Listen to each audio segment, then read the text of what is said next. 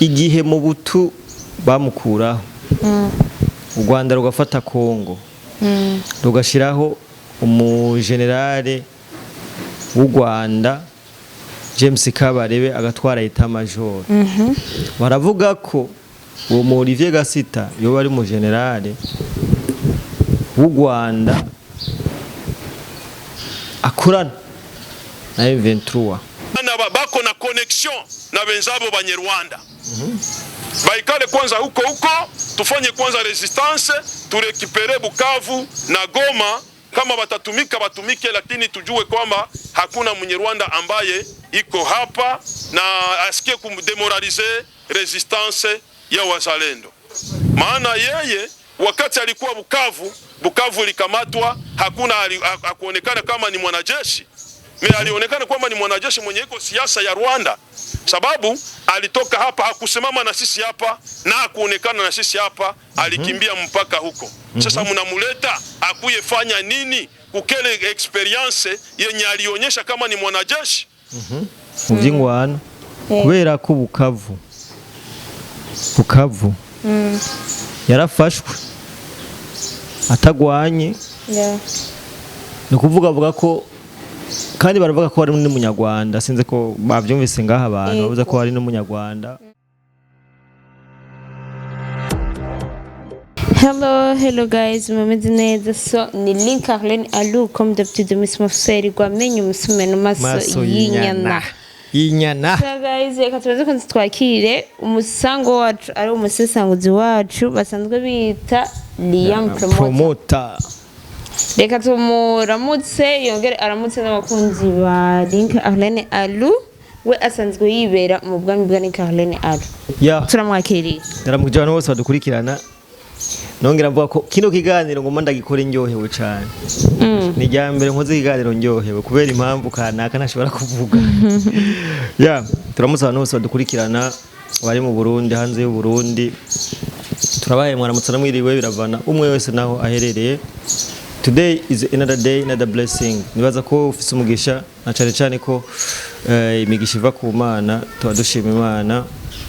Nizere ko nawe ari umeze neza. Umeze neza cyane ndashima Imana. Kabisa je ndabona imitagatari yose. Ngo mushayininga. Abatakubona ndabipfurije kukubona. Turabifurije bambo. Abatari ko barakubona uwo mwanya. Ku fresher mbona. Ndabipfurije.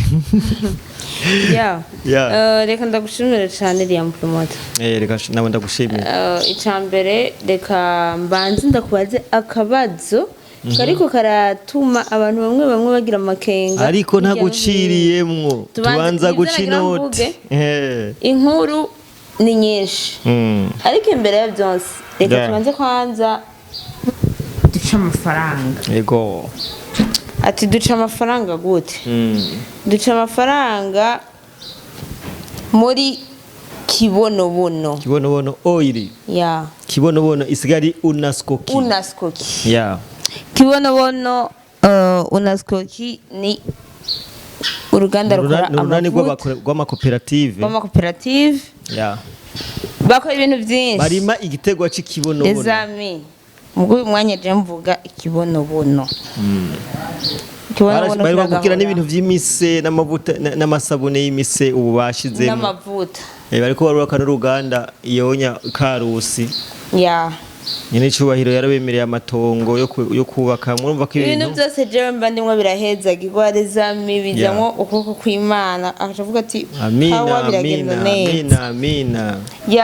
Reka rero tugende ku nkuru y'uno munsi.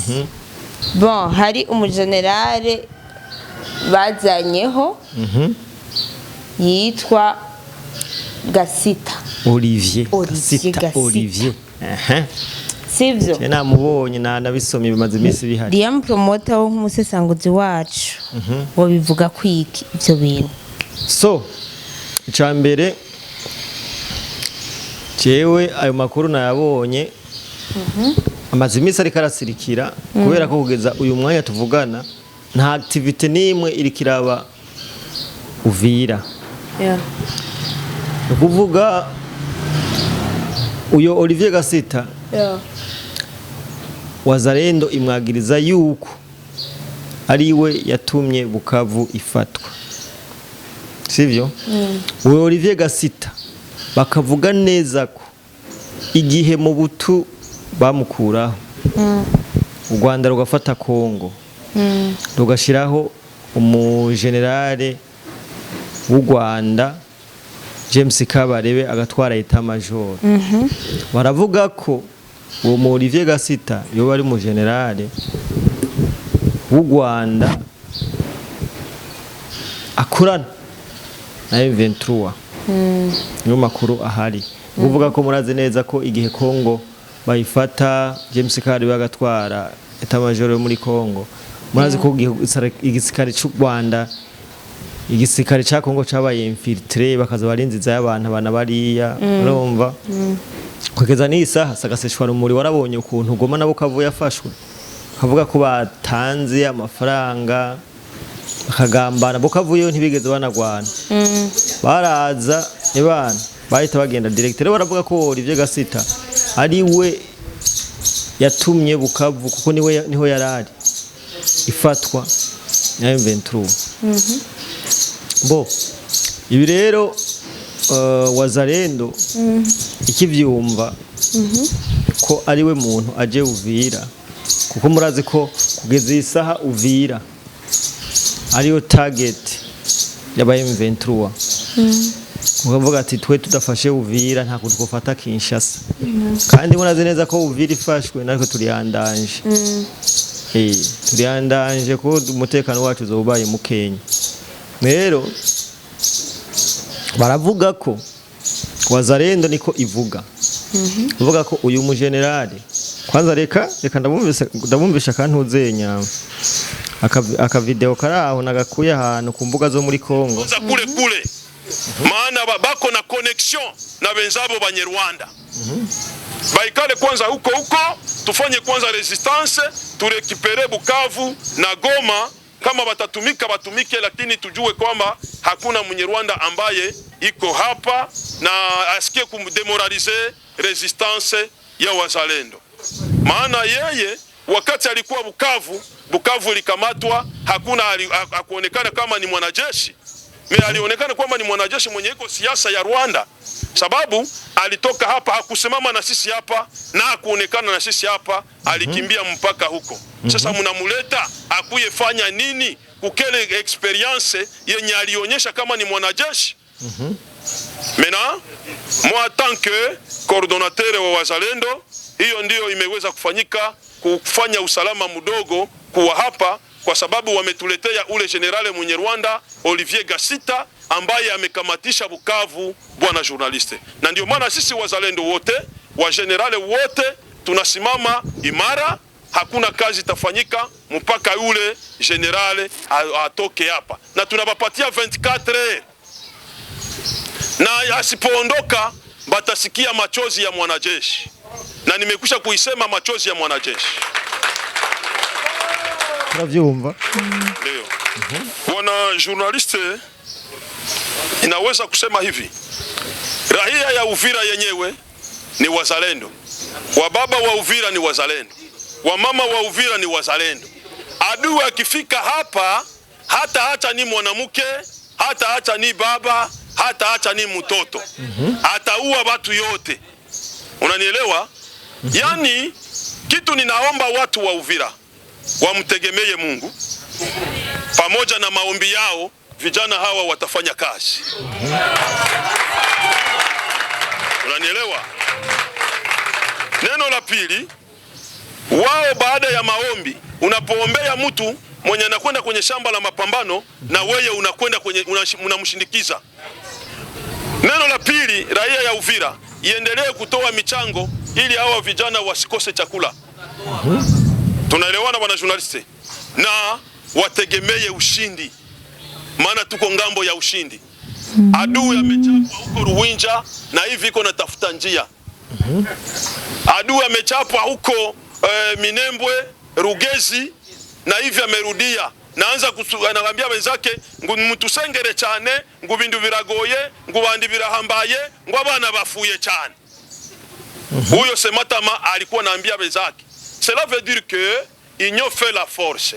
tukiwa pamoja na raia. Bore kama shingeze ngaha nukuvuga uyu n'umuntu atwara Wazalendo Uvira yariko aragerageza kuvuga ko uyu muntu babazaniye ko ata experience nimwe afise mu vy'ingwano kubera ko Bukavu yarafashwe atagwanye nukuvuga avuga ko kandi baravuga ko ari n'umunyarwanda sinze ko bavyumvise ngaha abantu bavuze ko ari n'umunyarwanda yaje hajya atakintu aje kubafasha nkavuga ko rero iki ni kibazo kuko nejo harumvikanye amasasu menshi cyane aho Wazalendo yashoboye kugwana na FARDC igisikare ca Kongo bapfa uno muntu hari n'Abazalendo bamwe batanga kuvuga ati uyu muntu turamukeneye ko tumusubize yo yaje ava ikinshasa Kinshasa so namakuru atarasobanuka neza ntituramenya ko uyo generale Olivier Gasita azogenda nuko azohaguma ariko kubw'inyungu z'abanyagihugu ba Uvira nukuri arakwiye kumusubizayo kuko nimba Bukavu yarafashwe batagwanye urumva ko hari ikintu kitagenda neza ikindi kintu naco twovuga nuko hari abantu bamaze iminsi batubwira ibi na biriya reka tubifatanye umvise ko yabivuze ati twebwe muri Minembwe Wazalendo iriko irakora akazi bamaze gukubita cyane gose rero no kuvuga ko mu bisanzwe umuntu ashobora kwimvira ati kubera iki bakuye warahari bakazana uwundi Uvira imaze igihe kirekire itekanye sivyo umwansi yarabuze ahamenera none kubera iki bace bamukura bakazana uwundi urumva ni ibintu Wazalendo yamaze kuboneka avuga ati no bino bintu ilfo tubihagarike so nuko biri uyu mwana ikintu twovugana nuko Uvira nta activity nimwe irikira haba mpaka uyu muntu bamusubije ibaje bamukura reje navuga ati kunyungureza umwe n'igugu wa Kongo wa Uvira ni ngombwa ko bubahiriza abenegihugu kuko abantu bose kuko ari unyumbura umutegetsi umunyagihugu akakwiyamiriza kubera kutagenda rego uragenda nimba Uvira kuko yavuze ati abamama abapapa abaki bose n'Abazalendo kandi bose baravye bari inyuma ya Wazalendo rero umwenegihugu my friend umwenegihugu yakugwanije kabwa ati je sinkukeneye uragenda mugabo kubera ko azi inyungu ituma bari hajya niyo mpamvu aguma hajya kandi umugenerali nawe nyene yicunge kuko ashobora kugirirwa nabi kuko iyo umuntu atagukunze ntibagukunze none wogenda woja mu bene gihugu kubabwira iki mugihe batakwerekwa so makuru yarayo ya Uvira twizere ko ibintu bigiye kuja mu buryo vuba cyane reka tugushimire cyane Liam Promota ko vraiment ibintu bitahuritse mu bisanzwe uhumurije imitsima y'abantu benshi hariho abantu bamwe bavuga ati neza na neza Uvira igiye gufatwa ariko nawe ati twe turafise ingabo z'u Burundi zikomeye cyane zikaze nawe ati Uvira ahubwo ni bamukureyo sivyo kuko yiyamirijwe n'abanyagihugu n'abanyagihugu bamwiyamirije kandi urumva ko abanyagihugu bafise rezo bien sûr reka tugushimire cyane rero nanjye ndabashimiye cyane thank you so much ciao